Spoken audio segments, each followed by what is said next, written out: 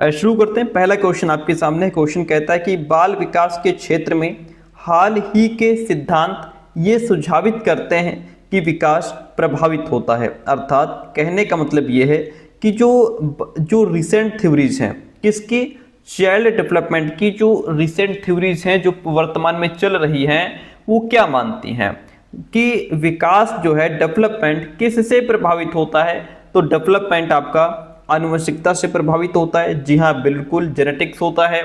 Genetics का मतलब कि हमारे शरीर की जो बनावट है, बॉडी स्ट्रक्चर है, हमारी जो मेंटल एबिलिटी है, हमारे व्यवहार हैं, ठीक है, हम ये सब चीज़ें प्रभावित होती हैं हमारी आनुवंशिकता से। ठीक है, अब बॉडी स्ट्रक्चर की हमने बात की, शारीरिक बनावट की बात की, तो जैसे हमारे पेरेंट्स, मान लीजिए हमारे पिताजी का शरीर बहुत लंबा चौड़ा है, बढ़िया बॉडी फिट है, तो बच्चों की बॉडी भी उस तरीके की होगी। ठीक है, यदि पिताजी या माताजी कोई छोटे कद के हैं तो फिर उनकी बॉडी भी उस तरीके की छोटे कद की रह सकती है।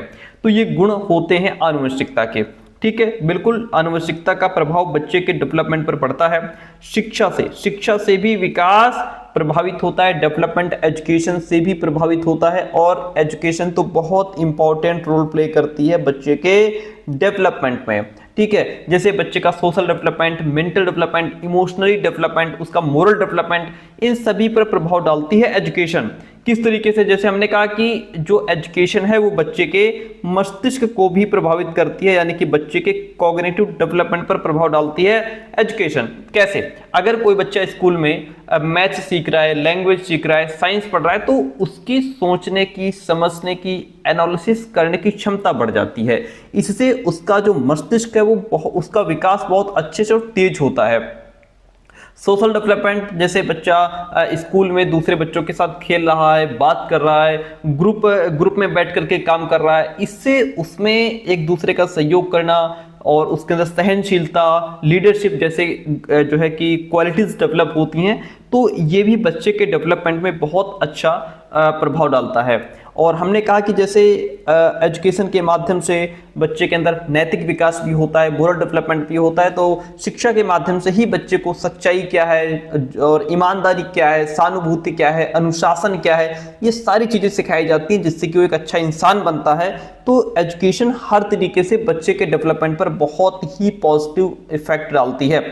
अब हम बात करते हैं संस्कृति, कल्चर का भी प्रभाव पड़ता है बच्चे के डेवलपमेंट पर, क्योंकि संस्कृति ये तय करती है कि बच्चे किस भाषा में बात करेंगे, कैसे बड़ों से बात करेंगे, कैसे वो अपने इमोशंस को प्रकट करेंगे। अगर कोई हमारे भारत का बच्चा है ना, भारतीय संस्कृति में पला बढ़ा है, तो यहाँ के त्यौहार, यहाँ के रीति रिवाज, पूजा पाठ, पारिवारिक एकता, ऐसे अनुभव उसको मिलेंगे, है ना। और कोई अगर विदेश का बच्चा है, अमेरिका का बच्चा है, तो वहाँ के जो त्यौहार हैं, वहाँ तो बच्चा इंडिविजुअल फ्रीडम होता है, स्वतंत्र बच्चा होता है, तो वो सारी चीजें सिखाई जाएंगी। तो ये आदर्श और व्यवहार जो है उसमें भी फर्क लाता है, और इसका प्रभाव कहाँ पड़ता है, बच्चे के डेवलपमेंट पर।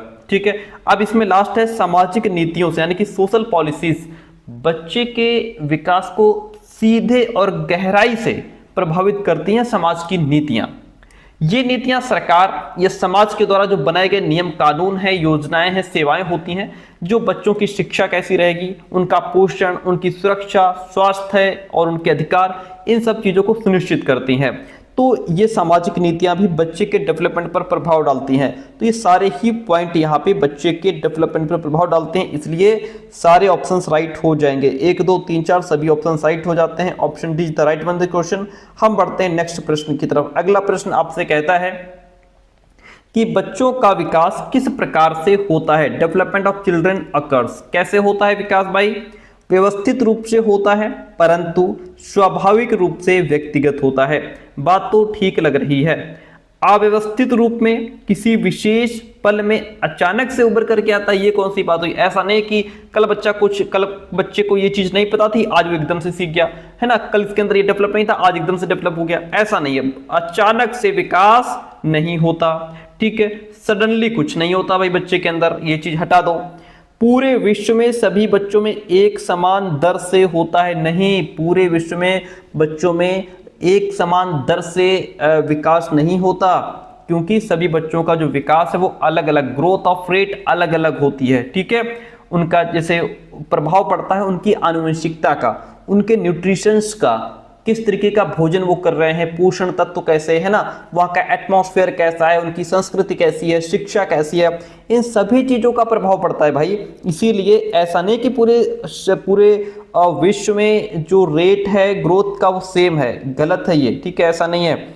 केवल विद्यालयीकरण के परिणाम से होता है तो ऐसा भी नहीं है। इसमें भैया हमारा परिवार है, हमारा घर परिवार, समाज, हमारी आनुवंशिकता, हमारे अनुभव, एटमॉस्फेयर, सारी चीजें मिलकर के प्रभावित करती हैं हमारे डेवलपमेंट को, केवल विद्यालय नहीं। तो यहाँ पे जो बेस्ट ऑप्शन है हमारा वो ये है कि व्यवस्थित रूप से होता है परंतु स्वाभाविक रूप से व्यक्तिगत होता है।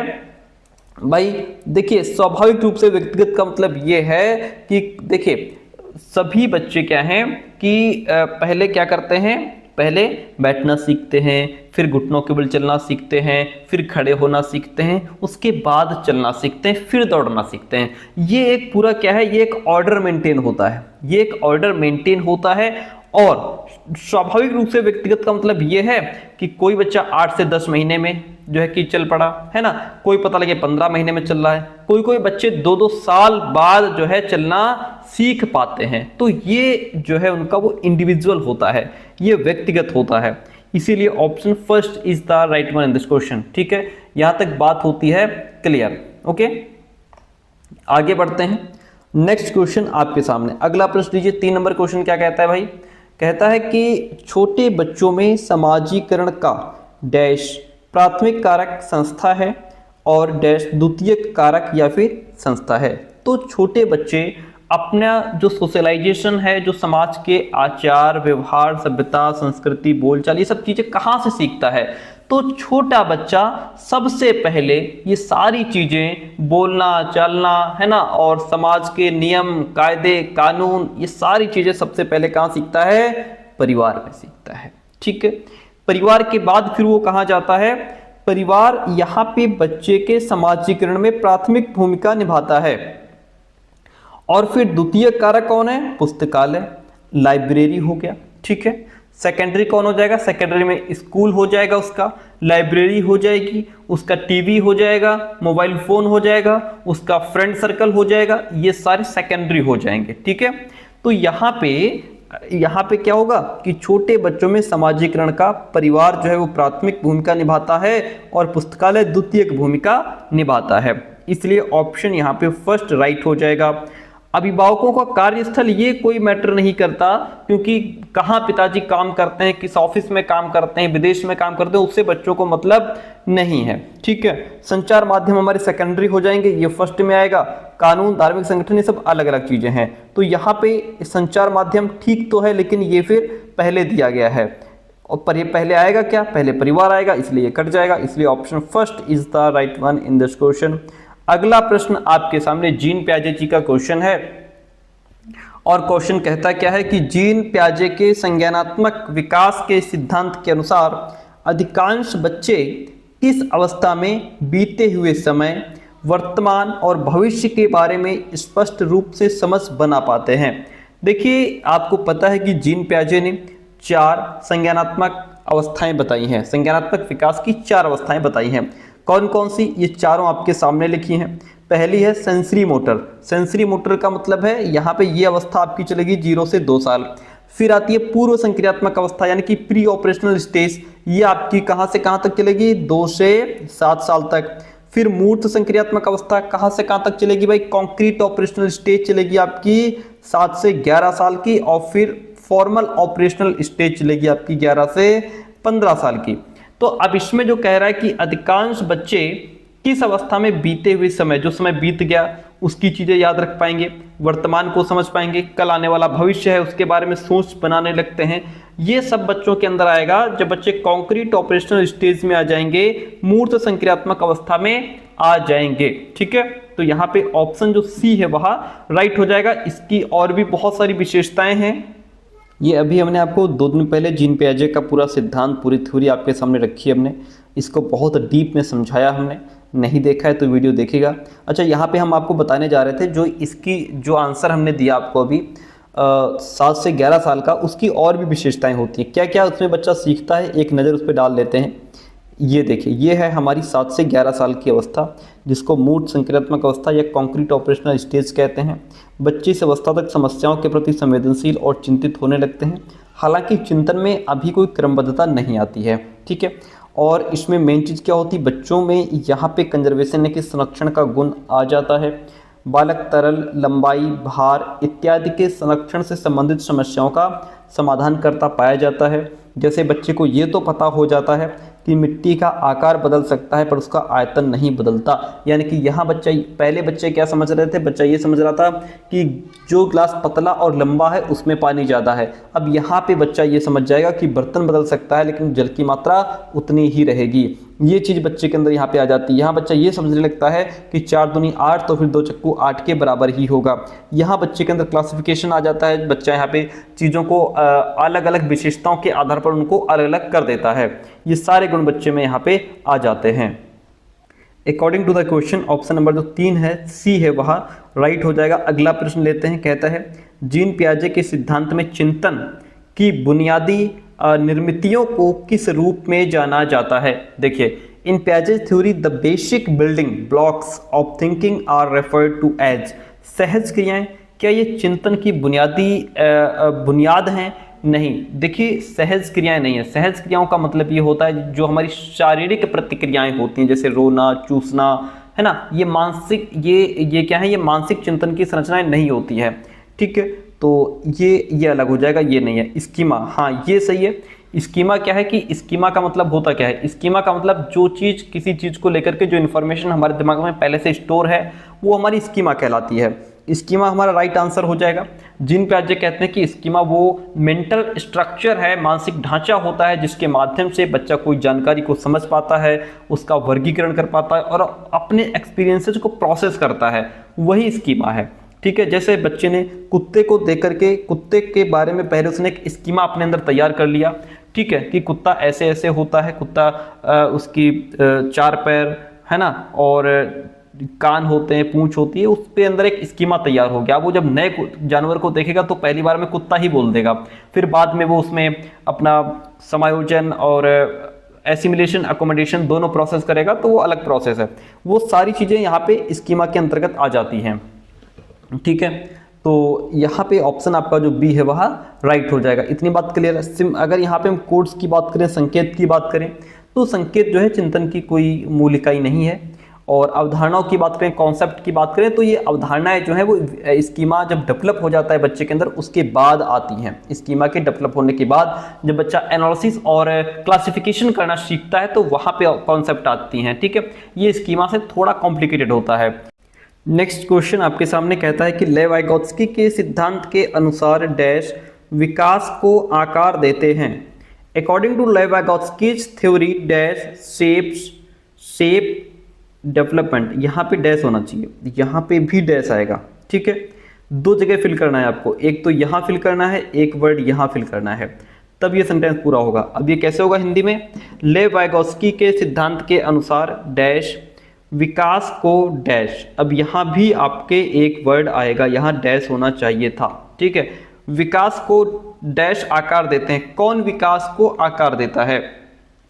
देखिए, तो आनुवंशिक कारक, लेव वाइगोत्स्की के सिद्धांत के अनुसार आनुवंशिक कारक विकास को सामाजिक आकार देते हैं, या फिर संज्ञानात्मक विकास को संस्कृति आकार देता है, या फिर लेव वाइगोत्स्की के सिद्धांत के अनुसार भावात्मक विकास को प्राकृतिक कारक आकार देते हैं, या फिर शारीरिक विकास को संवेदना आकार देते हैं। कौन देता है? तो इसका बेस्ट ऑप्शन ये होगा कि लेव वाइगोत्स्की के सिद्धांत के अनुसार संज्ञानात्मक विकास को, यानी कि वाइगोत्स्की कहते हैं कि बच्चे का जो मेंटल डेवलपमेंट होता है उसका जो संज्ञानात्मक विकास होता है वह उसको आकार देने का काम कौन करता है? संस्कृति। कौन करता है? संस्कृति। जो कल्चर है वो बच्चे के कॉग्निटिव डेवलपमेंट को आकार देने का काम करती है। इसका मतलब क्या हुआ? इसका मतलब होता है कि बच्चे की सोचने समझने की क्षमता, उसकी भाषा और उसकी जो प्रॉब्लम्स हैं उनको हल करने का तरीका और सीखने के जो तरीके हैं, उसके जिस सामाजिक सांस्कृतिक वातावरण में वो बड़ा होता है उससे सीधे वो चीज़ें प्रभावित होती हैं। ठीक है। तो बच्चे का जो कॉग्निटिव डेवलपमेंट हो रहा है उस पर उसकी संस्कृति, सभ्यता, समाज का सीधा असर पड़ता है, इसलिए ऑप्शन बी यहाँ पे राइट हो जाएगा। ओके, इतनी बात होती है क्लियर। अगला प्रश्न लीजिए, कहता है लेवाइगोत्स्की ने संज्ञानात्मक विकास की प्रक्रिया में किसकी भूमिका पर बल दिया है? ठीक है, भाषा की भूमिका पर बल दिया है या संज्ञानात्मक द्वंद्व को महत्व दिया है, सहज क्रियाओं की बात की है या फिर स्कीमा की बात की है? देखिए, वाइगोत्स्की ने, आपको पता है कि भाषा को बहुत इंपॉर्टेंट माना है। इन्होंने कहा है कि भाषा बच्चे के सोचने, समझने और ज्ञान के निर्माण में महत्वपूर्ण भूमिका निभाती है। तो भाषा को इन्होंने बहुत इंपॉर्टेंट माना है। लैंग्वेज यहाँ पे हो जाएगा, language in the process of cognitive development. अच्छा, अब ये संज्ञानात्मक द्वंद्व क्या है? देखिए, जब बच्चे के पास जो ज्ञान या जो भी इंफॉर्मेशन पहले से होती है वो किसी नई इंफॉर्मेशन या नए एक्सपीरियंस से जब मेल नहीं खा रही होती है, भाई हमको पहले से कोई चीज़ पता है, ठीक है, और अब एक नई प्रॉब्लम हमारे सामने आ गई, इसके बारे में हमको नहीं पता है, तो हमारे अंदर, हमारे मस्तिष्क में एक उथल पुथल सी मच जाएगी कि यार अब ये प्रॉब्लम कैसे सॉल्व होगी, ठीक है। तब बच्चे के मन में एक संघर्ष, एक स्ट्रगल, एक उथल पुथल उत्पन्न होता है, वही संज्ञानात्मक द्वंद्व कहा जाता है, ठीक है। जैसे जीन पियाजे ने क्या कहा कि बच्चे को, मान लीजिए जैसे हमने बच्चे को क्या पढ़ाया कि सभी पक्षी उड़ सकते हैं, हमने पढ़ा दिया कि सभी पक्षी उड़ सकते हैं। अब बच्चे ने शुतुरमुर्ग को देख लिया या बच्चे ने पेंगुइन देखा कि यार ये भी तो पक्षी है लेकिन ये उड़ नहीं रहा। इससे क्या होगा, उसके दिमाग में क्या होगा, एक उथल पुथल मच जाएगी कि यार हमने तो पढ़ा कि सभी पक्षी उड़ सकते हैं, ये तो उड़ नहीं सकता, शुतुरमुर्ग उड़ नहीं सकता, अब क्या होगा? तो यहां से बच्चे के अंदर क्या होगा, एक कॉग्निटिव कॉन्फ्लिक्ट पैदा हो जाएगा। फिर उसको शांत करने के लिए वो यहाँ पे अपना जो एस्टिमुलेशन है, एकोमोडेशन है, दोनों प्रोसेस करेगा, ठीक है, और फिर वो अपने संज्ञानात्मक द्वंद्व को शांत करने की कोशिश करेगा, अपने आप को सेटिस्फाई करेगा।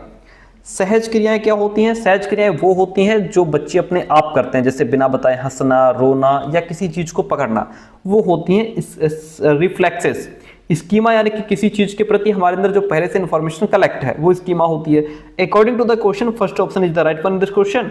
आगे बढ़ते हैं, अगला प्रश्न लीजिए, कहता है नैतिक विकास का सिद्धांत लॉरेंस कोहलबर्ग के साथ साथ और किसके द्वारा प्रतिपादित किया गया है?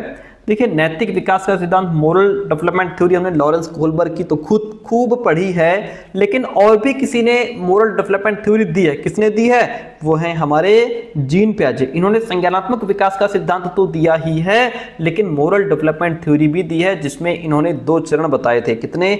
2 चरण बताए थे।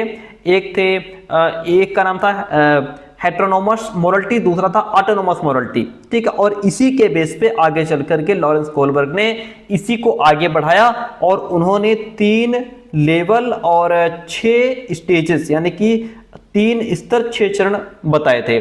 जो ये जीन पियाजे का मोरल डेवलपमेंट थ्योरी थी, इसी को इन्होंने थोड़ा चेंज करके, मॉडिफाई करके अपना नया सिद्धांत दे दिया था।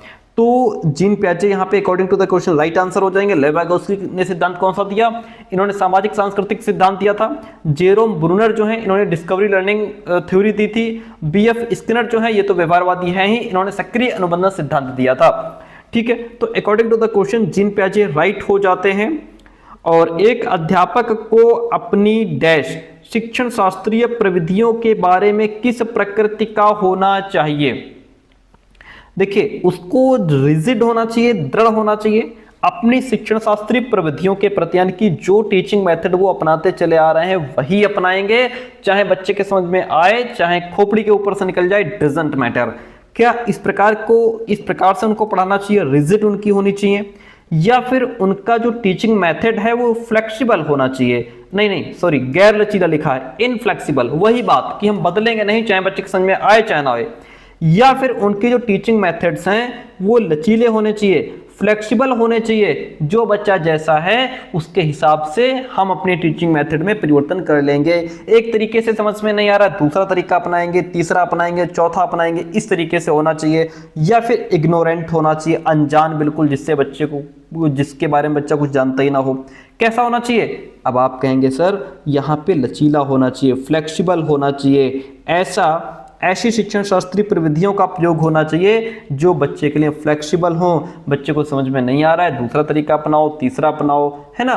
तो जो बच्चा जैसा सीखने वाला है उसके हिसाब से टीचिंग मेथड अपनाओ, सब्जेक्ट के अकॉर्डिंग टीचिंग मेथड में बदलाव लाना चाहिए। तो यहाँ पे ऑप्शन सी राइट हो जाता है।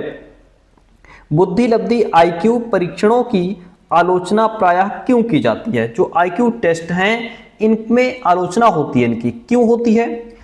स्किल्स की विस्तृत श्रृंखला को मापने की उनकी क्षमता के बेस पे, या फिर प्रत्यक्ष रूप से पाश्चात्य संस्कृति के प्रभाव से ग्रसित हैं। ये जो IQ टेस्ट है हमारे, इन पर वेस्टर्न जो कल्चर है उसका प्रभाव है, ये उसकी तरफ ज्यादा झुकी हैं, या फिर बुद्धि पर सामाजिक प्रभाव का अवबोधन होता है, या फिर संज्ञान पर भावनाओं के प्रभाव का अतिशय प्राकलन होता है। तो देखिए जो IQ टेस्ट है प्यारे दोस्तों, इनकी आलोचना इसलिए होती है क्योंकि ये प्रत्यक्ष रूप से पाश्चात्य संस्कृति के प्रभाव से ग्रसित है, यानी कि इम्प्लिसिट वेस्टर्न कल्चर बायस, ये वेस्टर्न कल्चर की तरफ झुके हुए हैं। क्योंकि देखिए ये जो परीक्षण है वो कहाँ विकसित हुए? अमेरिका जैसे देशों में, वेस्टर्न देशों में विकसित हुए।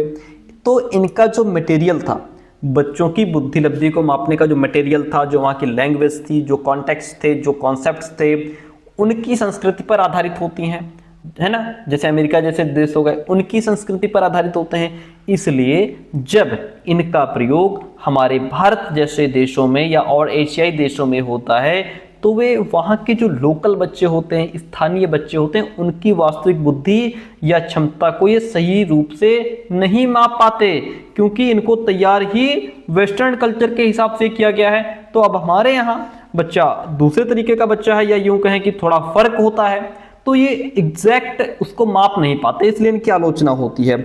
Option B is the right one in this question. ठीक है, अगला प्रश्न आपके सामने। प्रश्न कहता है कि जब कोई विद्यार्थी किसी दिए गए प्रश्न का हल ढूंढने की प्रक्रिया से जूझ रहा है, हमने बच्चे को कोई क्वेश्चन दिया और बच्चा उस प्रश्न का हल ढूंढने की जो प्रक्रिया है उससे बेचारा जूझ रहा है, निकाल नहीं पा रहा है उसका हल, तो अध्यापक को उसे अपने विचार मौखिक तौर पर अभिव्यक्त करने के लिए प्रोत्साहित करना चाहिए कि बेटा तुम इसको लिखित रूप में नहीं दे पा रहे हो, अगर ओरली बता पाते हो तो बता दो, कोई बात नहीं है। ठीक है, क्योंकि वो बेचारा रिटन में हमको नहीं दे पा रहा उसका आंसर, तो हम ओरली पूछ लेंगे, कौन सी बड़ी बात हो गई। वेरी गुड, अच्छी बात है भाई।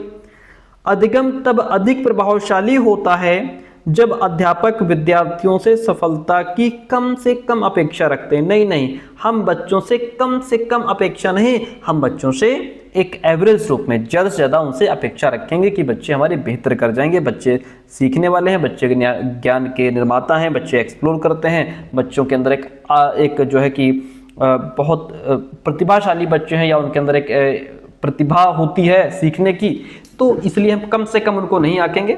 ठीक है, ये ऑप्शन गलत है। जो पहला ऑप्शन है वो हमारा सही है, तो यहाँ पे हम ढूंढेंगे ए सही है, आर गलत है। ए इसलिए सही है कि अगर कोई बच्चा प्रश्न का हल ढूंढ नहीं पा रहा है तो हम उससे कहेंगे कि तुम हमें ओरली इसका आंसर बता दो। अच्छी बात है, ऑप्शन सी राइट हो जाता है। हम बढ़ेंगे नेक्स्ट प्रश्न की तरफ। अगला प्रश्न देखिए, बहुत बढ़िया, और ये क्वेश्चन कंफ्यूज बहुत करता है बच्चों को। कहता है gender is a dash construct while sex is a dash construct. Gender से निर्मित है जबकि लिंग से निर्मित है। जेंडर और लिंग दो चीजें हैं।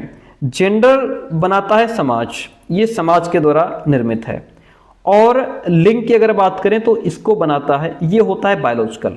ये क्या होता है? ये होता है बायोलॉजिकल, जिसको हम कहते हैं जैविक। ठीक है, अब इसको समझिए। जेंडर समाज कैसे, ये सोशल कंस्ट्रक्ट कैसे है?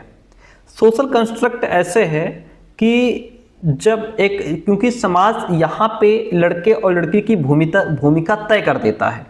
समाज लड़के और लड़की की भूमिका तय करता है, तो ये जेंडर सोशल कंस्ट्रक्ट हो गया कि जहाँ पे हमारी भूमिका तय कर दी जाती है कि लड़के जो है कि गन चलाएंगे, लड़के कार से खेलेंगे, लड़कियां डॉल से खेलेंगी, लड़के मैथ्स पढ़ेंगे, लड़कियां होम साइंस पढ़ेंगी, है ना।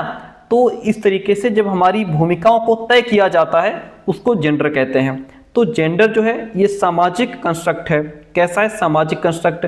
और लिंग जो है ये जैविक है, क्योंकि ये सिर्फ हमें मेल और फीमेल के रूप में डिफाइन करने का काम करता है, हमें सिर्फ मेल फीमेल के रूप में डिफाइन करता है, हमारे रोल अलग अलग नहीं बताता ये, यानी कि ये जैविक है।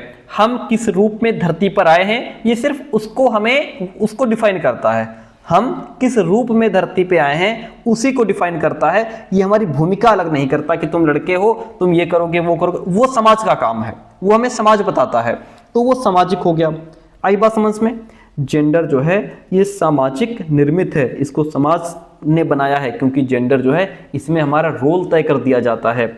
जबकि लिंग, हमारा लिंग क्या है, तो हम मेल है कि फीमेल है, सिर्फ इतनी जानकारी मिलती है, तो ये जैविक है, ठीक है, जैविक निर्मित है, ओके, जहां पे सिर्फ हमें मेल फीमेल के रूप में डिफाइन कर दिया जाए, ओके, जो जन्म के समय ही निर्धारित होता है। इतनी बात होती है क्लियर? Option A. और जो जैविक है ये क्या है, ये जन्म के समय ही निर्धारित होता है, जन्म के समय तुरंत बाद निर्धारित हो जाता है हम मेल हैं कि फीमेल है। और जेंडर जो है ये जिंदगी भर हमको बताया जाता है कि तुम ये करोगे तुम वो नहीं करोगे, है ना, ये सब चीजें हैं, इसलिए ऑप्शन फर्स्ट राइट हो जाएगा। अगला प्रश्न लीजिए, और प्रश्न कहता है कि एक अध्यापक को सभी के लिए अधिगम सहज सुगम बनाने के लिए अधिगम प्राथमिकताओं में व्यक्तिगत भिन्नताओं के प्रति क्या करना चाहिए। भाई एक अध्यापक है, उसको सभी के लिए जो लर्निंग है, जो अधिगम है, वो आसान बन जाए, सरल बन जाए, सुगम बन जाए, ठीक है, तो क्या करना चाहिए? अधिगम प्राथमिकताओं में व्यक्तिगत भिन्नताओं, व्यक्तिगत भिन्नता, क्योंकि हर बच्चे की जरूरत अलग है, उसकी रुचि क्षमता योग्यता अलग अलग है, अलग अलग पृष्ठभूमि से बच्चे हैं, तो इंडिविजुअल डिफरेंस है, उसके प्रति क्या करना चाहिए? उन्हें महत्वपूर्ण मानना चाहिए, उनको अनदेखा करना चाहिए? नहीं, इंडिविजुअल डिफरेंसेस को हम गले लगाएंगे, सम्मान देंगे, अनदेखा नहीं करेंगे, उसको मिटाएंगे नहीं, दमन उसका डाउन प्ले नहीं करेंगे। हम क्या करेंगे? इंडिविजुअल डिफरेंसेस को हम इंपॉर्टेंस देंगे, उसको महत्व देंगे और बच्चों को उसी से रिलेटेड पढ़ाएंगे, ठीक है। जो बच्चा जैसा सीखने वाला है उसके हिसाब से सिलेबस होगा, जैसा सीख रहा है उसके हिसाब से टीचिंग मेथड्स का यूज करेंगे, ठीक है। तो यहाँ पे जो इंडिविजुअल डिफरेंसेस हैं उनको हम महत्व देंगे, इंपॉर्टेंस देंगे। अगला प्रश्न कहता है कि आकलन का मुख्य उद्देश्य क्या होता है? असेसमेंट का मुख्य उद्देश्य क्या होता है?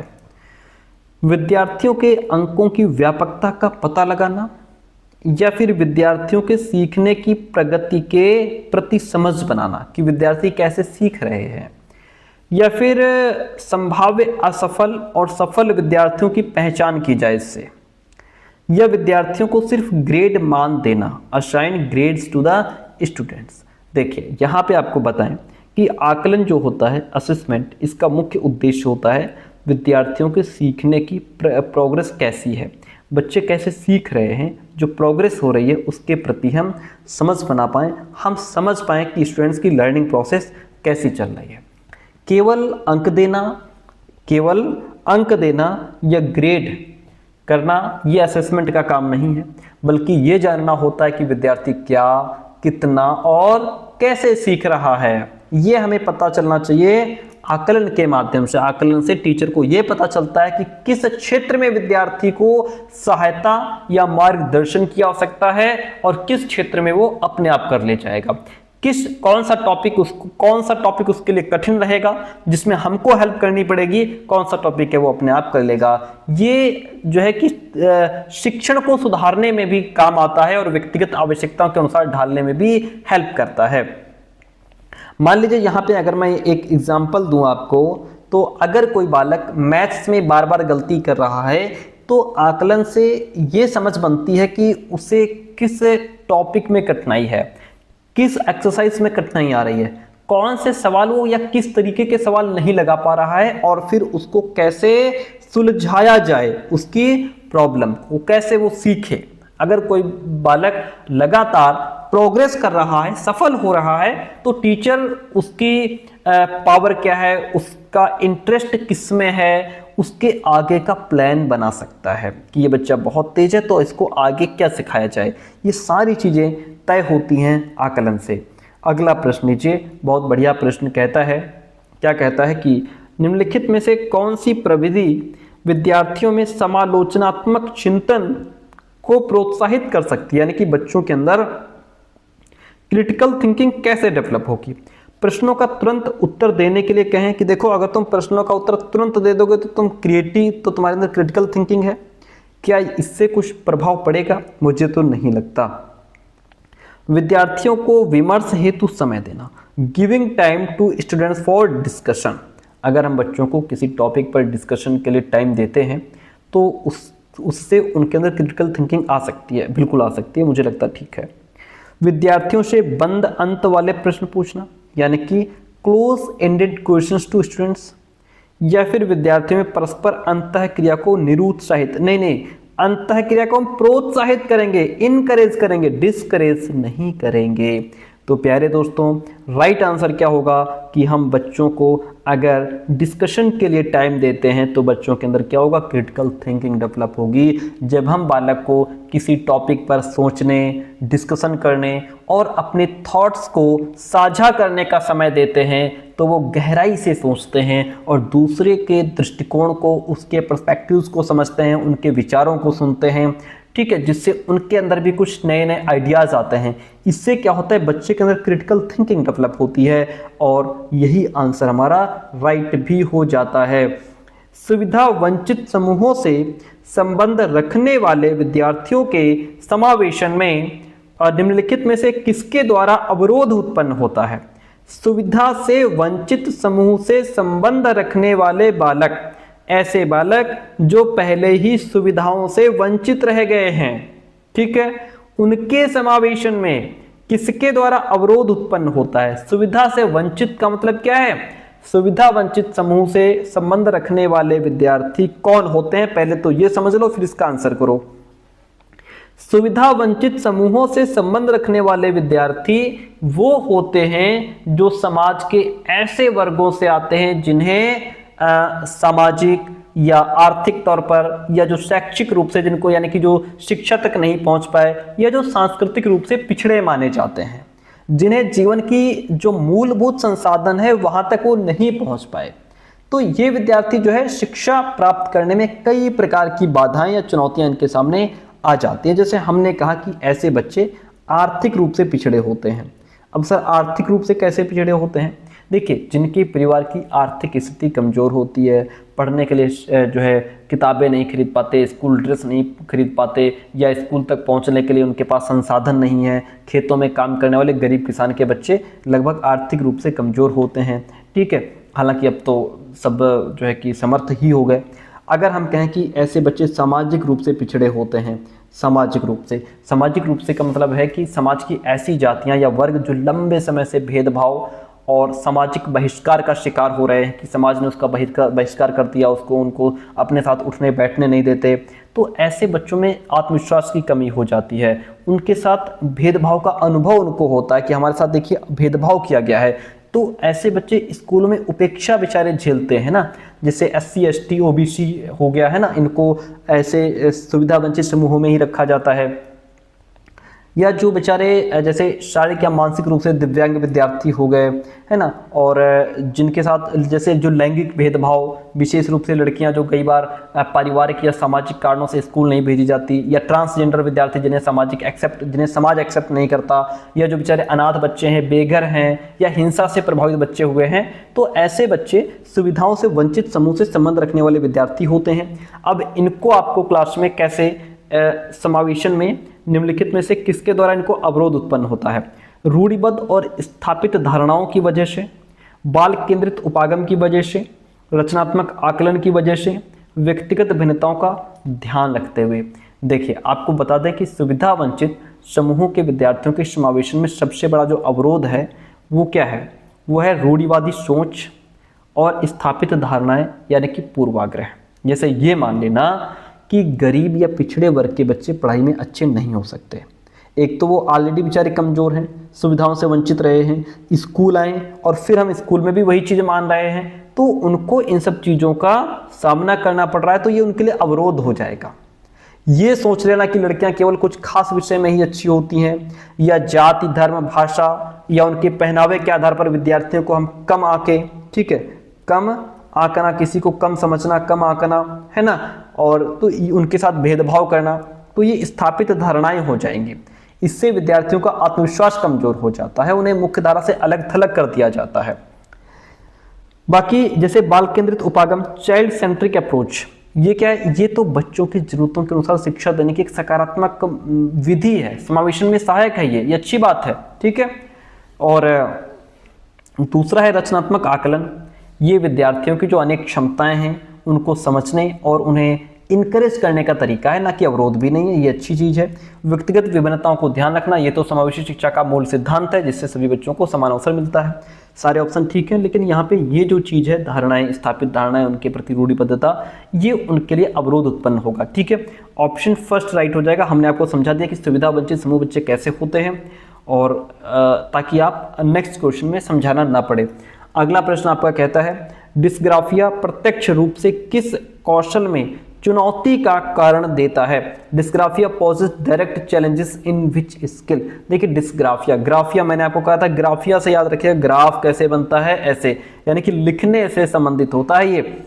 तो जो बच्चा डिस्ग्राफिया से ग्रसित है वो, उसको स्केच बनाने में दिक्कत होगी।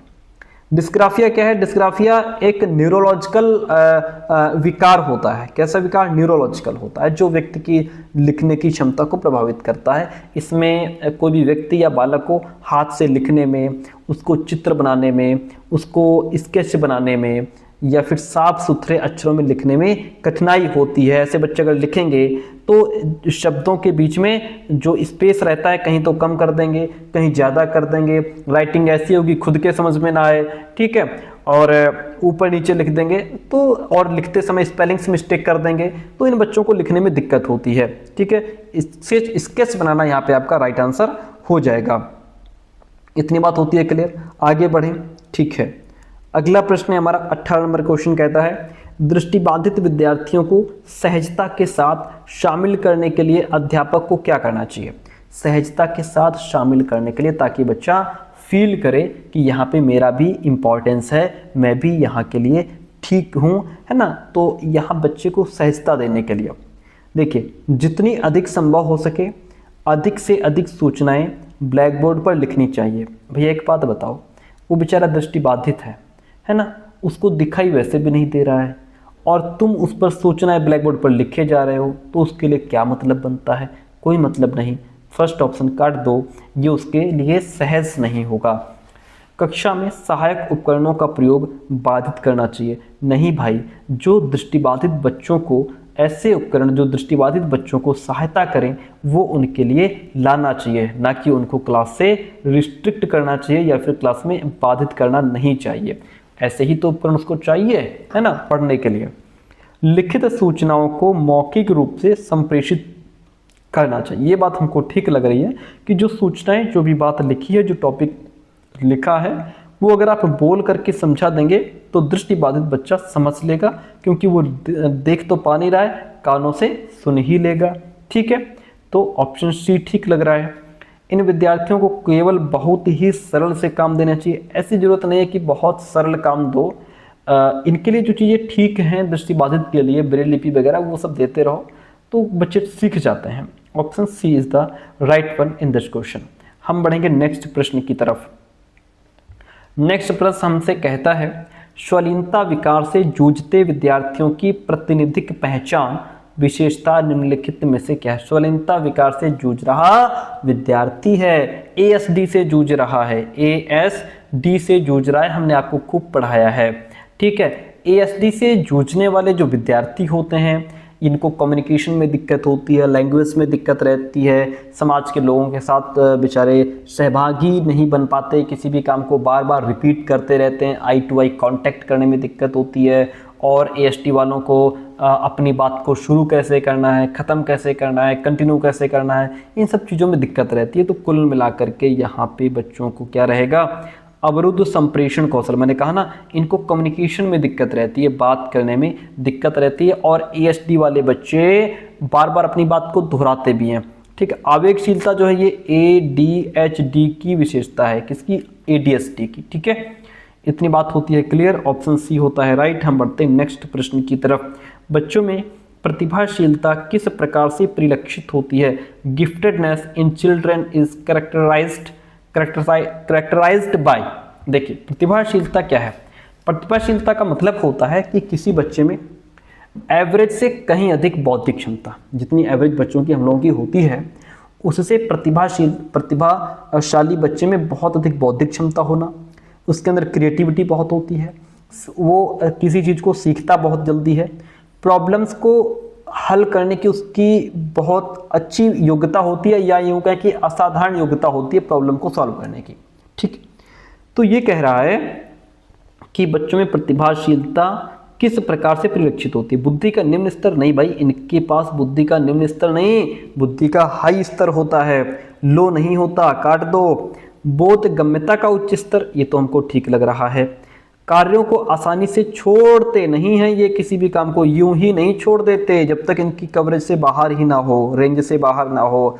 ठीक है, छोटे छोटे कार्यों को ध्यान केंद्रित करके कर पाने की अक्षमता, काम को करने की अक्षमता तो नहीं होती इनके अंदर, इनेबिलिटी नहीं होती, ये भी काट दो। एक ही ऑप्शन ठीक है, बोधगम्यता का उच्च स्तर। बोधगम्यता का मतलब क्या होता है सर? बोधगम्यता, देखिए बोधगम्यता, बोध का मतलब होता है किसी चीज को समझना, बोध का मतलब समझना, जानना, ज्ञान प्राप्त करना, है ना। किसी चीज को समझना, जानना, ज्ञान प्राप्त करना होता है बोध। अब आ गया आपका गम्यता। गम्यता का मतलब ग्रहण करने की क्षमता हो गया बोध, यानी कि किसी भी ज्ञान को ग्रहण करने की क्षमता, ये हो गया बोधगम्यता का उच्च स्तर का मतलब सामान्य से कहीं अधिक। तो बोधगम्यता का मतलब क्या हुआ? ऐसी क्षमता जिससे कोई बच्चा बहुत कम समय में किसी भी बात को आसानी से, गहराई से और स्पष्ट रूप से समझ ले, तो समझ लेना ये बच्चा प्रतिभाशाली है। ठीक है, और जो बोधगम्य बच्चे होते हैं, एक तो बहुत कम समय में सीख जाते हैं, बहुत कम एफर्ट में ये गहरी समझ बना पाते हैं, नए थॉट्स को बहुत जल्दी पकड़ लेते हैं, कॉम्प्लिकेटेड प्रॉब्लम्स को जल्दी हल कर लेते हैं, सवालों को बड़ा गहराई से डीप से पूछते हैं। ये सारी इनकी विशेषताएं होती हैं। और हम बढ़ेंगे नेक्स्ट प्रश्न की तरफ। क्वेश्चन कहता है, क्या कहता है क्वेश्चन की विद्यालयों को नवीन ज्ञान के सृजन की ओर लक्षित पाठचर्या पर बल देना चाहिए। बिल्कुल बल देना चाहिए। विद्यालय को ऐसा सिलेबस स्कूल में लागू करना चाहिए जिससे बच्चों को कुछ नया ज्ञान मिल सके। ठीक है, कुछ नया ज्ञान क्रिएट हो सके, बच्चों के अंदर ज्ञान का निर्माण हो सके, है ना। ये सही है, क्योंकि शिक्षा का उद्देश्य केवल इंफॉर्मेशन, जानकारी देना नहीं है, बल्कि छात्रों में नई सोच विकसित हो और ज्ञान का निर्माण हो, या ज्ञान निर्माण करने की क्षमता डेवलप होनी चाहिए, ऐसा सिलेबस होना चाहिए। Very good. अगला कहता है कि बच्चों में अध्यापक के सहयोग से नवीन ज्ञान के सृजन और उसकी व्याख्या करने की क्षमता होती है। ये भी सही है भाई पॉइंट, क्योंकि बच्चों में जन्मजात ज्ञान को निर्माण करने की क्षमता होती है, कुल मिलाकर के जिज्ञासा होती है, और टीचर की भूमिका उस जिज्ञासा को, ज्ञान निर्माण की क्षमता को अगर सही डायरेक्शन मिल जाए तो बच्चा जल्दी सीख जाता है। तो यहाँ पे टीचर का रोल जो है वो उस जिज्ञासा को सही दिशा देने का काम करता है, जिससे बच्चे नए ज्ञान की रचना कर पाते हैं, कंस्ट्रक्ट कर पाते हैं नया ज्ञान। ठीक है, तो अब यहाँ पे क्या हो जाएगा, ये जो सेकंड ऑप्शन है ये फर्स्ट को एक्सप्लेन भी कर रहा है। क्यों कर रहा है? क्योंकि अगर बच्चों में नवीन ज्ञान, क्या कह रहा है यहाँ पे, बच्चों में नवीन ज्ञान के सृजन की क्षमता है, तो पाठचर्या को भी उसी दिशा में डिजाइन किया जाना चाहिए, ताकि बच्चों की वो जो नए ज्ञान को क्रिएट करने की क्षमता है वो डेवलप हो सके, है ना। तो सेकंड ऑप्शन इसको एक्सप्लेन भी कर रहा है। क्या हो जाएगा, ए और आर दोनों सही हैं, आर ए की सही व्याख्या यहाँ पे कर रहा है। Okay, very good. अगला प्रश्न लीजिए। प्रश्न कहता है, विद्यालयों को किस पर बल देना चाहिए? सीखी गई सामग्रियों का ज्यों का त्यों कह देना, जो आपने सीखा है वो एज इट इज हमारे सामने रख दो, नहीं ये तो रट्टाफिकेशन हो जाएगा। पाठ्य पुस्तक से सीखना, टेक्स्ट बुक लर्निंग नहीं होना चाहिए, वही रटने की बात हो जाएगी। डिसकॉन्टेक्चुअलाइजेशन लर्निंग, संदर्भ रहित अधिगम, नहीं ये किस काम का भाई, अगर वो जो चीज हमारे टॉपिक से, हमारे कॉन्टेक्स्ट से रिलेट ही नहीं कर रही है, ऐसी लर्निंग का हम क्या करेंगे।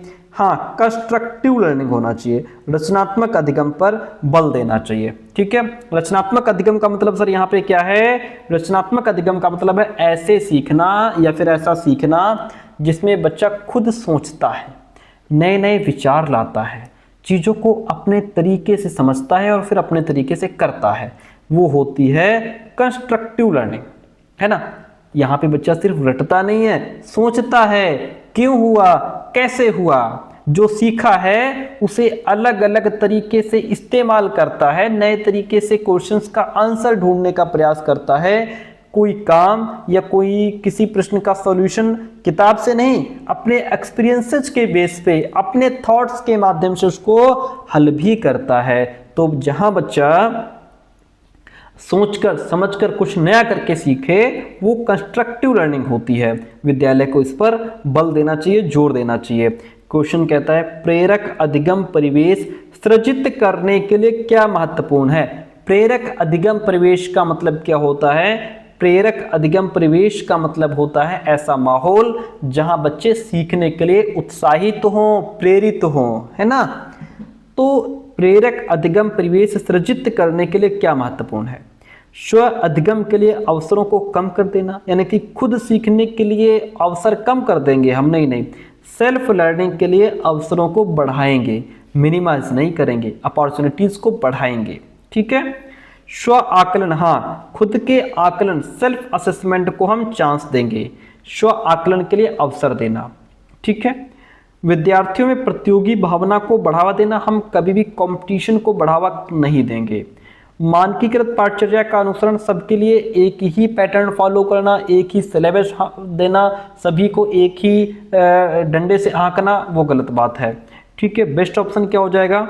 स्व आकलन हेतु अवसर देना।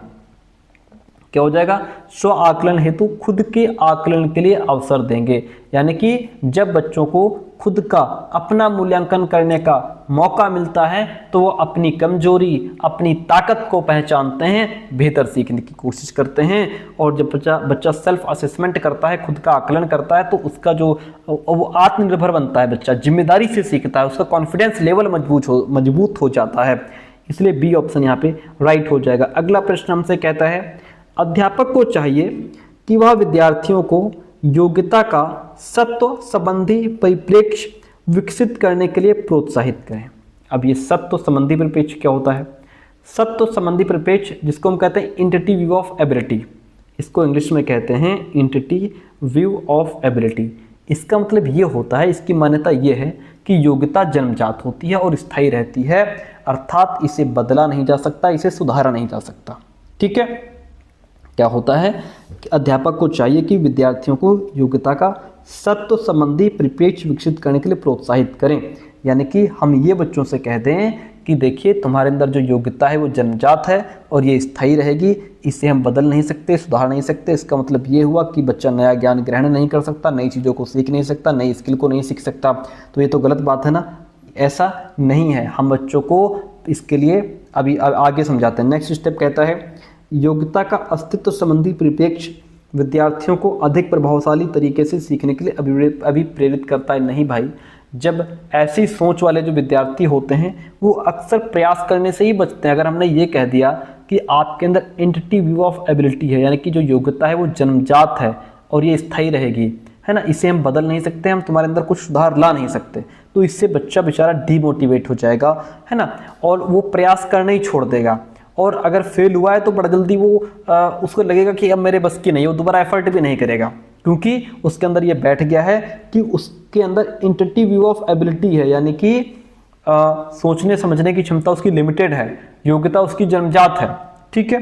तो ये दोनों ही पॉइंट हमारे गलत हो जाते हैं, दोनों पॉइंट हमारे गलत हो जाते हैं, क्योंकि योग्यता को बढ़ाया जा सकता है, योग्यता के कि क्या किया जा सकता है, योग्यता को बढ़ाया जा सकता है। तो यहाँ पे हमारे दोनों ही ऑप्शंस ए और आर दोनों गलत हैं। अध्यापक को यहाँ पे चाहिए कि वो विद्यार्थियों को योग्यता का जो विकासोन्मुख परिप्रेक्ष्य होता है, ग्रोथ व्यू ऑफ एबिलिटी होता है, एक होता है, इसका अपोजिट होता है growth view of ability, growth view of ability, इसको डेवलप करना चाहिए। इसके लिए बच्चों को प्रोत्साहित करना चाहिए, यानी योग्यता को एक सीखने के योग्य और डेवलप होने वाली क्षमता के रूप में समझाना चाहिए कि बेटा तुम्हारे अंदर जो एबिलिटी है, जो योग्यता है, उसको तुम और डेवलप कर सकते हो, स्किल्स को सीख सकते हो, अपनी क्षमता को तुम बढ़ा सकते हो, ठीक है। इससे क्या होगा, विद्यार्थी मेहनत करेगा, चुनौतियों को अपनाएगा, उनका सामना करेगा, सीखने में भी इंटरेस्ट लेगा कि यार मैं पहले फेल हो गया, मैं दोबारा इसको कर सकता हूँ, मैं सीख जाऊँगा। ठीक है, तो इस तरीके से ऑप्शन यहाँ पे आपका डी राइट हो जाता है। किसी भी क्वेश्चन में कोई डाउट रहता है कमेंट बॉक्स में बता दीजिएगा। नेक्स्ट क्वेश्चन कहता है कि निम्नलिखित में से किसके द्वारा समस्या समाधान में अवरोध पैदा होने की संभावना है। अवरोध कहाँ से पैदा होने की संभावना है? जब हम बच्चों को ये बताएं कि फंक्शनल फिक्सनेस यानी कि कार्यात्मक स्थिरता। कार्यात्मक स्थिरता का मतलब है अगर हम किसी काम को एक ही तरीके से करते जाएं, उसके दूसरे तरीके पर सोचें ही ना। ठीक है, बात तो ठीक है, इससे हमारा अवरोध तो पैदा होगा। संज्ञानात्मक सुनम्यता, लचीलापन, नहीं, इससे समस्या समाधान में अवरोध बिल्कुल नहीं होगा। ठीक है, इससे नहीं होगा। अपसारी चिंतन से समस्या समाधान में हमें सहायता मिलती है, अवरोध नहीं होता। विमर्शात्मक लेखन, विमर्शात्मक लेखन क्या होता है भाई? विमर्शात्मक लेखन का मतलब होता है कि अपने अनुभव, अपने विचार और जो आपने सीखा, जो समझा, उस पर सोच विचार करके और फिर उसे लिखित रूप में प्रकट करना, उसे लिख करके देना। ठीक है, जो आपके विचार हैं, अनुभव हैं, जो आपने सोच विचार किया, जो सीखा, उसको लिख देना, जिसमें हम ये सोचते हैं कि हमने क्या किया, क्यों किया, क्या सीखा, क्या बेहतर कर सकते थे, और फिर उसे विस्तार से लिख देते हैं। वो रिफ्लेक्टिव राइटिंग होती है। ये समस्या समाधान में हेल्प करता है। यहाँ से हमारे अंदर सोचने के आइडियाज़ आते हैं। डाइवर्जेंट थिंकिंग, एक ही प्रॉब्लम को कई तरीके से हल करने का प्रयास करते हैं। कॉग्निटिव फ्लेक्सिबिलिटी, हमारे अंदर लचीलापन होना चाहिए, इससे समस्या समाधान में हेल्प मिलती है। एक ही ऑप्शन है जिससे समस्या समाधान में अवरोध उत्पन्न हो रहा है, वह है कार्यात्मक स्थिरता, फंक्शनल फिक्स्डनेस। क्या है वो? फंक्शनल फिक्स्डनेस। ये क्या है? ये एक मेंटल ब्लॉक है, जिसको हम कहते हैं मेंटल ब्लॉक भी कहते हैं, यानी कि मानसिक रुकावट है जिसमें कोई व्यक्ति किसी वस्तु को सिर्फ उसी काम के लिए उपयोगी मानता है जिसके लिए वो इस्तेमाल होती है, और इसके अलावा किसी दूसरे उपयोग की कल्पना ही नहीं करता कि इसका कोई दूसरा उपयोग भी है। मान लीजिए जब हम किसी चीज़ को, किसी वस्तु को सिर्फ उसके पारंपरिक काम में ही सोच पाते हैं। पारंपरिक का मतलब जो हमारे घर परिवार मोहल्ले में सदियों से जो चला आ रहा है कि इस काम को ऐसे ही हल करना है, या ये चीज़ सिर्फ इसी काम में प्रयोग होती है, इसका दूसरा कोई प्रयोग नहीं, तो हम भी नहीं करते, हम भी नहीं मानते। हमारे दिमाग में भी हम सोचते तक नहीं कि इसका हम कोई दूसरा उपयोग कर लें, क्योंकि हमने अपने पीढ़ियों में वही चीज़ देखी है पीछे। तो वो होती है फंक्शनल फिक्सनेस, कार्यात्मक स्थिरता। ठीक है, तो जब हम किसी काम को पारंपरिक काम में ही सोच पाते हैं, नए तरीके से उसका उपयोग नहीं कर पाते, तो इसे कार्यात्मक स्थिरता कहते हैं। ठीक है, और ये जो फंक्शनल फिक्स्डनेस है, कार्यात्मक स्थिरता है, ये हमें रचनात्मक, जो क्रिएटिव और थोड़ा लचीले सोचने से रोक देती है। प्रॉब्लम में हमारे अवरोध बनती है, हम चीज़ों को नई दृष्टि से नहीं देख पाते। एक हमने इसका एग्जाम्पल लिया है, जैसे मान लीजिए ये बॉटल्स हैं, और हम जो हैं इन बॉटल्स के बारे में हमारे घर में हमेशा से ये यूज होता आया है कि ये पानी की बॉटल है, सिर्फ पानी पियो, फेंक दो, इतना काम है इसका। भाई हमारे घर में, परिवार में, पीछे पीढ़ियों में इतना ही हमको बताया गया है और हम बस यही सोचें। ये फंक्शनल फिक्स्डनेस है कि हम इसका कोई दूसरा प्रयोग जानते ही नहीं है। हमने इसमें से कोल्ड ड्रिंक पी ली, बॉटल को फेंक दिया, हमें पता ही नहीं कि इसका कोई दूसरा प्रयोग है। वाइन की बोतल है, वाइन पी ली, बोतल फेंक दिया, यानी कि उसका कोई काम नहीं है। हम उसको दूसरे तरीके से देख ही नहीं रहे हैं, उसके दूसरे उपयोग पर हम फोकस ही नहीं कर रहे हैं, क्योंकि हमने वो चीज़ कभी देखी ही नहीं, तो पारंपरिक रूप से इसका उपयोग कर रहे हैं। जबकि लचीलापन वहाँ होगा जहाँ हम इसी बोतल से कुछ नया करेंगे। यहाँ पे हम इसको कुछ नए तरीके से देखते हैं। ठीक है, इससे हमारे अंदर अगर रचनात्मकता है, क्रिएटिविटी है, अगर हमारे अंदर फ्लेक्सिबिलिटी है, तो हम जानेंगे कि हाँ इस बोतल को पानी पीने के बाद इसका क्या प्रयोग करना है। ठीक है, हमने इस बोतल से देखो इसी बोतल से कितने बढ़िया बढ़िया तरीके से गमले बनाए गए हैं, पौधा लगाया गया है ना, कितने सुंदर लग रहे हैं। अरे ये बॉटल्स ही तो हैं जो काट करके यहाँ पे देखिए कितने बढ़िया बढ़िया सुंदर से ये गमले बना दिए गए, पौधे लगा दिए गए। ये वाइन्स की बॉटल ही तो हैं जिनसे यहाँ पे लैंप बना दिए गए। तो ये चीज़ होनी चाहिए हमारे अंदर कि हम एक चीज़ के कितने प्रयोग कर सकते हैं, उसको कहाँ कहाँ उपयोग में ला सकते हैं, वो होना चाहिए हमारे अंदर, है ना। तो ये चीज़ होती है, अगर इसको सिर्फ आप इतना ही जानते हो तो ये फंक्शनल फिक्स्डनेस हो जाएगा। अगला प्रश्न लीजिए भाई, 26 नंबर क्वेश्चन है आपके सामने। क्या कहता है क्वेश्चन? क्वेश्चन कहता है कि अध्यापकों को चाहिए कि वे विद्यार्थियों की भ्रांतियों की पहचान करें। विद्यार्थियों की भ्रांतियाँ क्या होती हैं सर? भ्रांतियों का मतलब, अब आप सीधा शब्द जानते होंगे, गलतफहमी। एक सीधा सा शब्द आप जानते होंगे, गलतफहमी। यार तेरे को गलतफहमी हो रही है, ऐसा कुछ नहीं है भैया, है ना। गलतफहमी, गलतफहमी यही तो होता है, गलतफहमी। ये होती हैं भ्रांतियाँ, ठीक है। गलतफहमी में तुमको गलतफहमी हो गई, मैंने किसी से बात नहीं की, ऐसा कुछ नहीं है, देखो, है ना। तो ये गलतफहमी आप लोग इससे समझ जाओगे।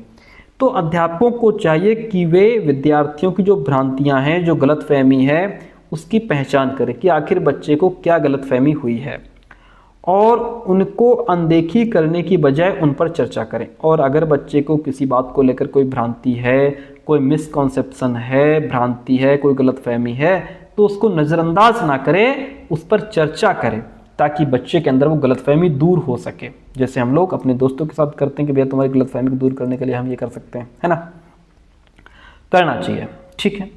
ये भ्रांतियाँ वैकल्पिक अवधारणाओं के रूप हैं जो अक्सर विद्यार्थी अपने परिवेश के साथ अंतःक्रिया करके आधार बना लेते हैं, और ये अधिगम की प्रक्रिया में अर्थपूर्ण है। बात, पॉइंट दोनों सही है। अब इसका एक उदाहरण देखिए, विद्यार्थियों की भ्रांतियों की पहचान करें। विद्यार्थी क्या क्या भ्रांति बना सकते हैं भाई? विद्यार्थी भ्रांतियां बना लेते हैं कि जैसे मान लीजिए उसने अपने घर, परिवार, समाज में क्या सीखा कि रोज सुबह सूरज निकलता है और शाम को सूरज डूब जाता है, शाम को सूरज सनसेट हो जाता है। बच्चे के अंदर क्या भ्रांति है कि सुबह सूरज निकलता है, शाम को सनसेट हो जाता है। जबकि अब यहाँ पे टीचर को बच्चे की ये भ्रांति दूर करनी चाहिए कि ना तो सूरज निकलता है, ना तो सन सेट होता है, एक्चुअल में पृथ्वी घूमती है ना, पृथ्वी घूमती है। भाई बच्चा क्या समझ रहा है कि सूरज को वो रोज पूरब से निकलता देखता है, पश्चिम में अस्त होते देखता है, तो मान लेता है कि रोज सूरज पूरब से निकल रहा है, पश्चिम में अस्त हो रहा है। ये उसकी मिसकॉन्सेप्शन हो जाएगी, ये उसकी भ्रांति हो जाएगी। अब टीचर को चाहिए कि वो इसको अनदेखा ना करे, बच्चे को समझाए, इस पर चर्चा करे कि पृथ्वी घूम रही है, इसी वजह से तुम्हें ऐसा लगता है, बाकी ऐसा कुछ है नहीं। जैसे हम छोटे थे तो हमारे यहाँ बताया जाता था कि ये देखो उस ऊपर चंदा मामा हैं, और इसमें देखो एक वो पेड़ लगा हुआ है झुका हुआ, उसके नीचे बुढ़िया बैठी है, बुढ़िया आराम कर रही है उस अपनी चारपाई पे। हम समझते थे हाँ यार वो देखो पेड़ झुका तो है, और हमें लग रहा है उसके नीचे बुढ़िया है भी। तो वो हमारे अंदर क्या थी, मिसकॉन्सेप्शन थी। अब हम समझ गए कि ऐसा कुछ नहीं है, चांद पर तो बहुत बड़े बड़े गड्ढे हैं, पहाड़ हैं, है ना, सब कुछ। अब वो भ्रांति हमारी दूर हो गई। तो टीचर को चाहिए कि ऐसी भ्रांतियां समझे बच्चे के अंदर और फिर उसको दूर करे। अच्छा, अब ये है कि ये जो भ्रांतियां हैं वो बच्चे के आधार बना लेते हैं। ये अधिगम की प्रक्रिया में अर्थपूर्ण भी हैं भाई। अर्थपूर्ण इसलिए हैं कि ये विद्यार्थियों की अपनी समझ पर आधारित होती हैं, जो उनके अनुभव और संदर्भ से वो बनाते हैं, इसीलिए अधिगम में ये महत्वपूर्ण भी हैं, ठीक है। क्योंकि भ्रांतियां भी जो बनाई गई हैं वो भी तो किसी न किसी पूर्व ज्ञान पर ही आधारित होती हैं, तो टीचर उन्हें सही ज्ञान से जोड़ करके ज्ञान निर्माण की प्रक्रिया को मजबूत कर सकता है भाई। तो ए और बी दोनों सही हैं, आर ए की सही व्याख्या कर रहा है। Option A is the right one in this question. अगला प्रश्न लीजिए, अब क्या कहता है, भावनाएं देखिएगा। भावनाएं हमने आपको खूब समझाया है। इमोशंस क्या है, इमोशंस में क्या क्या आ जाएगा। इमोशंस में जैसे हमारे अंदर जो हैप्पीनेस है ना, जो एक्साइटमेंट है, वो हमारे इमोशंस हैं, ठीक है। भावनाएं अधिगम को महत्वपूर्ण रूप से प्रभावित करती हैं, परंतु स्मृति पर इनका कोई प्रभाव नहीं पड़ता है। गलत बात है। हमारी जो भावनाएं हैं इनका हमारी स्मृति पर प्रभाव पड़ता है। जैसे आपकी खुशी, उत्साह, चिंता, डर, तनाव, भय, ये सब भावनाएं हैं भाई, और ये हमारी स्मृति पर बहुत बुरा प्रभाव डालती हैं, है ना। जैसी भावना वैसा प्रभाव पड़ता है। अच्छी भावना है अच्छा प्रभाव पड़ता है, बुरी भावना है बुरा प्रभाव पड़ता है। अधिगम पर किसी प्रकार का प्रभाव नहीं डालती, गलत बात, प्रभाव पूरा पूरा डालती हैं ये। अधिगम को महत्वपूर्ण रूप से प्रभावित करती हैं, साथ ही साथ स्मृति को भी प्रभावित करती हैं। ऑप्शन सी यहाँ पे हमको लग रहा है बेस्ट है। ना तो अधिगम को प्रभावित करती हैं ना ही स्मृति को, बिल्कुल गलत बात है आपकी। तो जो हमारे इमोशंस हैं वो क्या करते हैं, अधिगम को महत्वपूर्ण रूप से प्रभावित करते हैं। कैसे भाई, मान लीजिए हमारी इमोशन क्या है कि खुशी, हमारी भावना है खुशी, हम हैं उत्साहित, ठीक है। तो हम क्या करेंगे, अगर हमारे अंदर हैप्पीनेस है, एक्साइटमेंट है, तो हमारा अधिगम बेहतर होगा, हम टॉपिक्स को जल्दी सीख पाएंगे, हम उसको समझ पाएंगे और हमारे दिमाग में लंबे समय तक वो टॉपिक स्टोर भी रहेगा, है ना। तो इससे हमारी स्मृति पर भी प्रभाव पड़ा कि वो टॉपिक लंबे समय तक हमारे अंदर बना रहेगा। वहीं पे अगर हमारी इमोशन, हमारे अंदर क्लास में हमारे अंदर डर है, चिंता है, भय है, टीचर से डर रहे हैं, तनाव है, तो क्या होगा, हमारे अधिगम में रुकावट बनेगा और जो वहां सीखेंगे, एक तो डरते डरते सीखेंगे, वो लंबे समय तक हमको याद भी नहीं रहेगा, पता लगे घर आकर के भूल जाएं। ठीक है, जैसे एग्जाम हॉल में होता है ना। एग्जाम हॉल में हम प्रेशर में आ जाते हैं, जो घर से रट्टा मार करके जाते हैं वहां भूल जाते हैं और क्लासरूम से निकलते ही सब फिर वापस हमें याद आ जाता है। तो ये क्या है, ये एक भय हो जाता है, एक प्रेशर हो जाता है हमारे अंदर। वहां पे भावना हमारी क्या हो जाती है, एक डर तनाव वाली हो जाती है, जिससे हमारी मेमोरी पर सीधा जाकर के प्रभाव डालता है, सीधा मेमोरी पर अटैक करता है वो इमोशन। ठीक है, जिसकी वजह से हम भूल जाते हैं एग्जाम हॉल में। ऑप्शन सी राइट हो जाएगा। हम नेक्स्ट क्वेश्चन की तरफ बढ़ जाएंगे। अगला प्रश्न, विद्यार्थी सीखने के प्रति अभिप्रेरित होते हैं यदि काम अप्रासंगिक हो। अगर बच्चे के कॉन्टेक्स्ट से, टॉपिक से, सब्जेक्ट से रिलेटेड काम नहीं है तो मोटिवेटेड नहीं होगा। ठीक है, बिना किसी चुनौती वाला हो, नहीं थोड़ा बहुत चैलेंज तो होना चाहिए काम में, तभी तो मजा आएगा, नहीं तो बोर नहीं हो जाएंगे। उनके जीवन से संबंधित हो, ये बात सही है। रिलेटेड टू दियर लाइफ, जो जो चीज़ें हमारे डेली रूटीन से या डेली लाइफ से रिलेट करती हैं उनको हम बड़ा जल्दी समझते हैं। बहुत ही अमूर्त हो, अगर कुछ ही वेरी एब्स्ट्रैक्ट है तो भी गलत है, मूर्त रूप का थोड़ा बहुत तो हमें दिखना चाहिए।